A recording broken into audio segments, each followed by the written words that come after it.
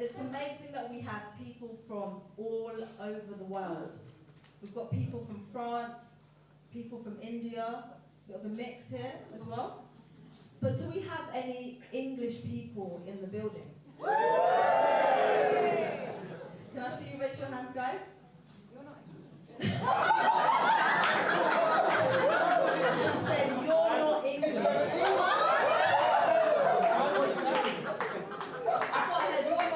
You're German. That's still alright, that's still alright. What's your name, sir? Yeah, Dan. That's a proper English name, isn't it? My God!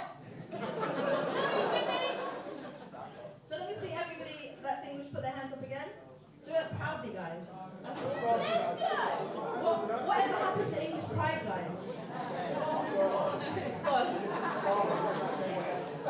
If I can give a round of applause to all the English people in the building.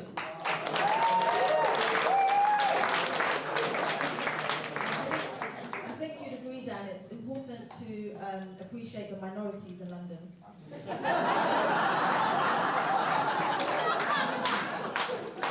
See, I'm from Uganda, and come on. And I grew up in a place called Kingston. I know what you're thinking, and yes, you're right, yeah man. Me was raised in the Royal Borough of Kingston, upon Thames.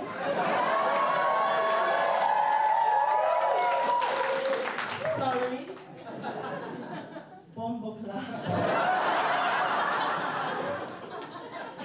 That was really interesting growing up in Surrey.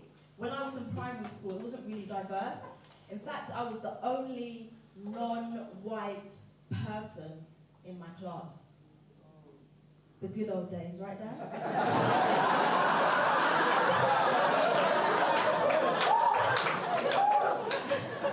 So, I was told I'm not allowed to laugh. I'm laughing at my jokes.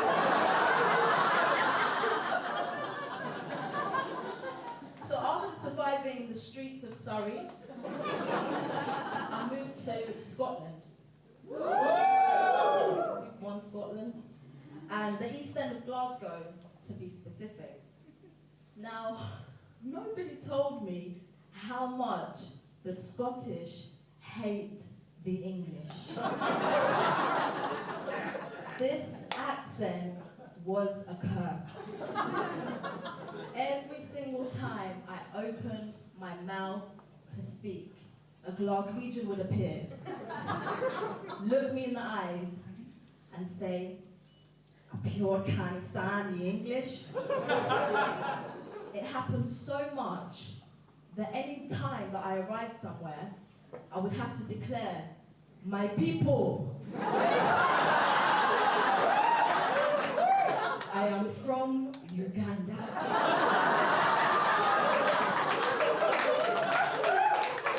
And the last time I did that, this guy Johnny appeared in front of me. He looked me in the eyes and he said, "Is that in Africa?" I said, "Yes." He said, "That sounds pure tropical."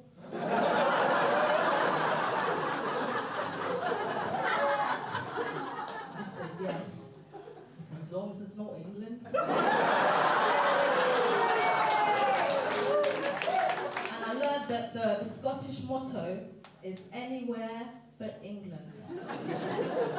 And anyone but the English.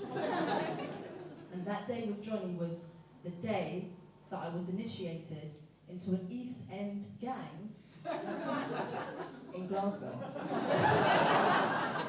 So my first time when I moved to Parkhead, there was a sign on the wall and it said, "Welcome to Parkhead, enjoy your last day."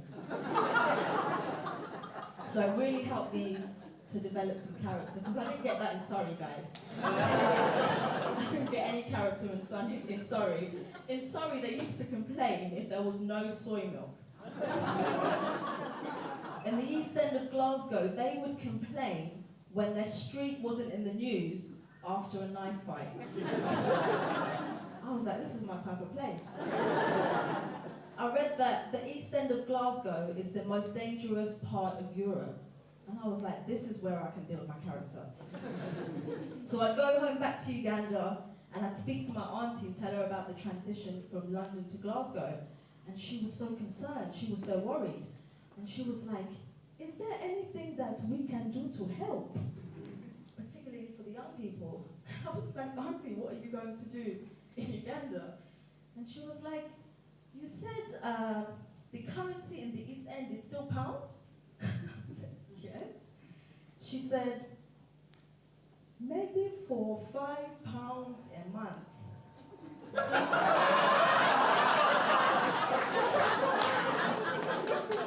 We can sponsor a child.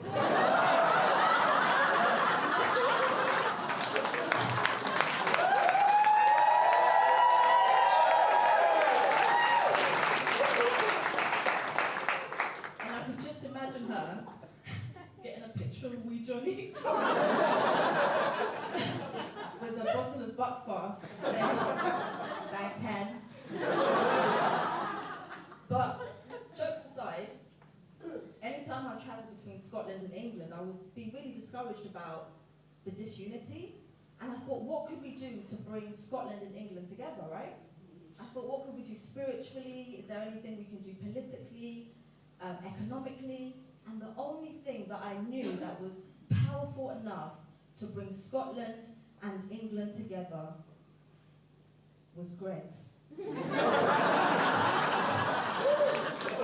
Because whether you're from Motherwell or Manchester, whether you're from Glasgow or Greenwich, Enfield or Edinburgh, there's nothing like a Greggs sausage roll.